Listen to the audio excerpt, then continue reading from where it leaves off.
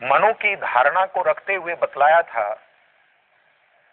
कि महर्षि मनु परिवार की प्रसन्नता का आधार उस परिवार के स्त्री सदस्यों की प्रसन्नता को मानते हैं और परिवार में दुख का आधार उस परिवार के स्त्री सदस्यों के दुख को मानते हैं।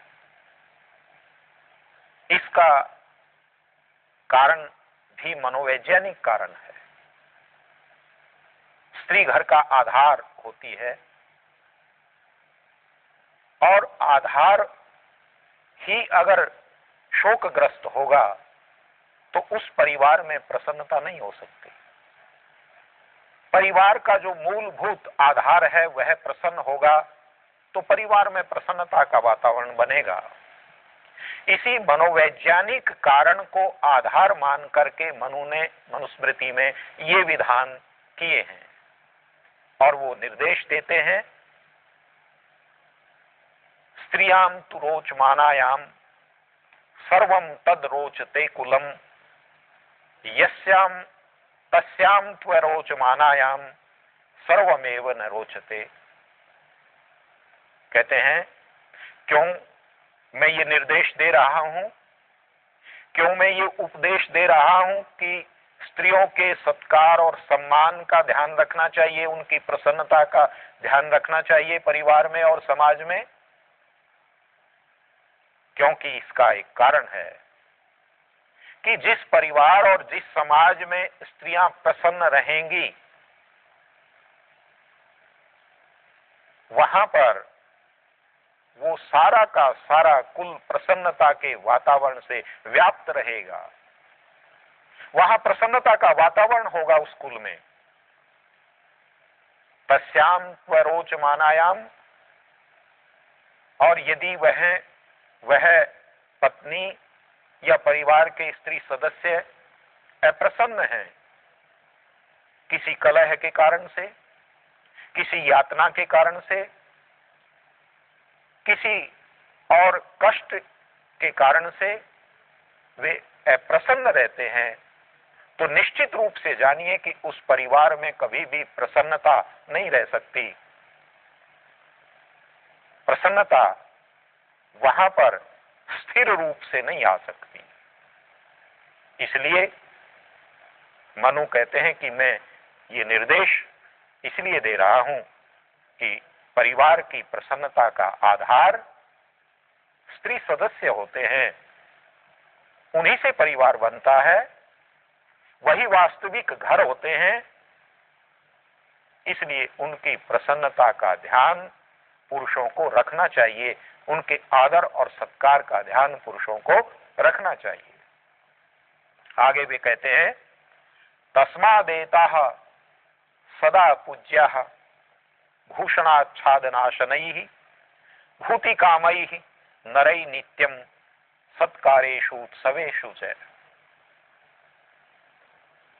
कहते हैं कि इसलिए सत्कार का जब भी कोई अवसर आए, परिवार में कोई उत्सव का वातावरण आए, तो उनको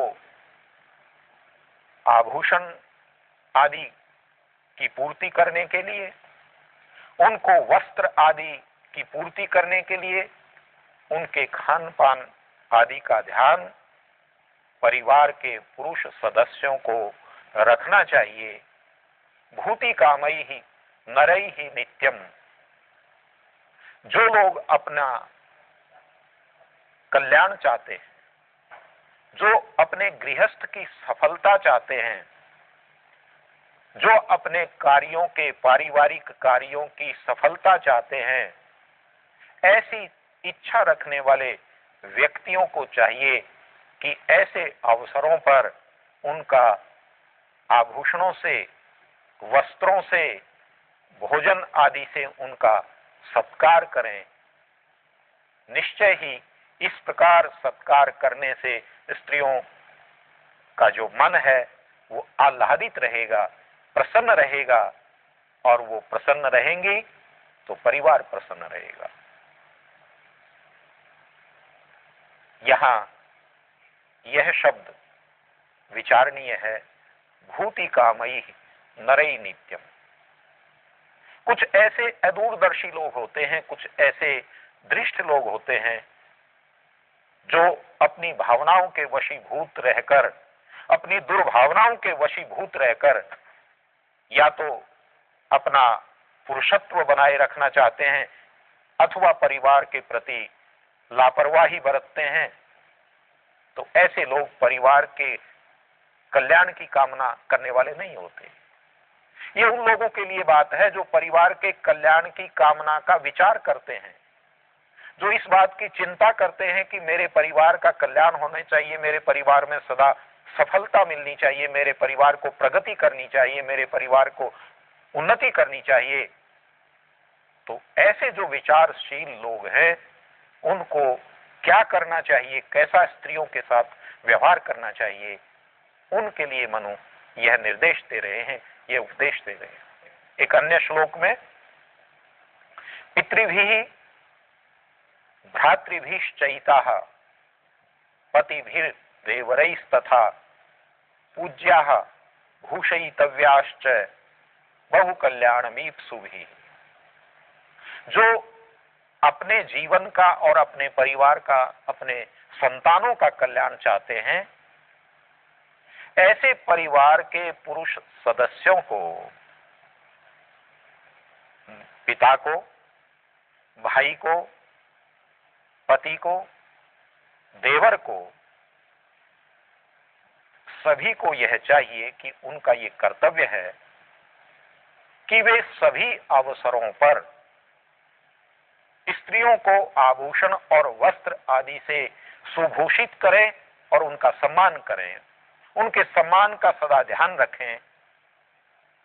अगर ऐसा रखेंगे उस परिवार का कल्याण निश्चित है, उस परिवार की उन्नति अवश्य होगी, उस परिवार में सुख और शांति अवश्य होगी। यहां जो पुरुष सदस्य परिगणित किए गए हैं उनसे हमें इस अर्थ का संकेत मिलता है कि पिता को अपनी बेटी का, भाई को अपनी बहन का, पति को अपनी पत्नी का,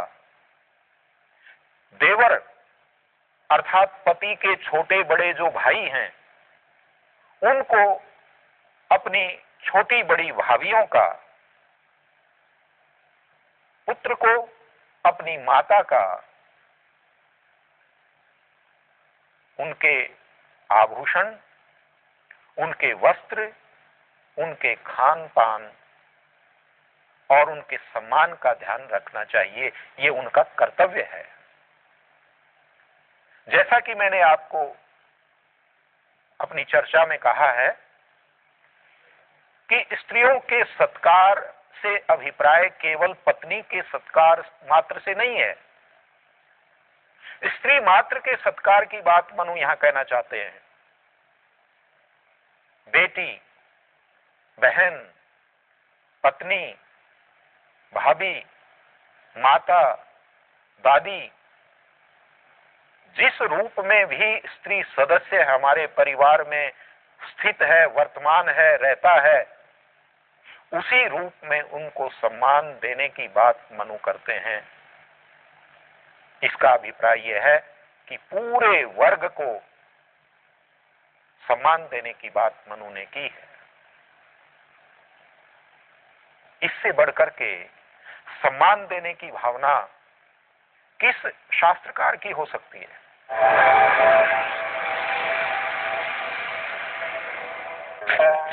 मुट्ठी कसने से ही बदलती है हाथ की लकीरें भैया। सिर्फ एक मुट्ठी भी नहीं होते हैं, हजारों मुट्ठी अनाज। संकल्प की एक मुट्ठी से मिली है हमें सर उठाकर जीने की ताकत। मेहनत कस मुट्ठियों ने बनाई भारत की नई तस्वीर। भारतीय कृषि परंपरा और आधुनिक विज्ञान का महामिलन लेकर आया है देश में कृषि क्रांति। और हमारे लिए आयुर्वेदिक स्वास्थ्य वर्धक उत्पाद पतंजलि आयुर्वेद लाए हैं हमारी हर जरूरत के लिए सबसे अच्छे, सबसे सस्ते, विश्व स्तरीय स्वदेशी उत्पाद। पतंजलि आयुर्वेद संविधान निर्माता की हो सकती है, किस समाज व्यवस्थापक की हो सकती है जैसी मनु की है। मैं समझता हूं कि गंभीरता से जब इन श्लोकों के अर्थों पर हम चिंतन करेंगे तो जो निष्कर्ष मैं आपके सामने प्रस्तुत कर रहा हूं, आपका हृदय भी उसी निष्कर्ष को प्रस्तुत करेगा।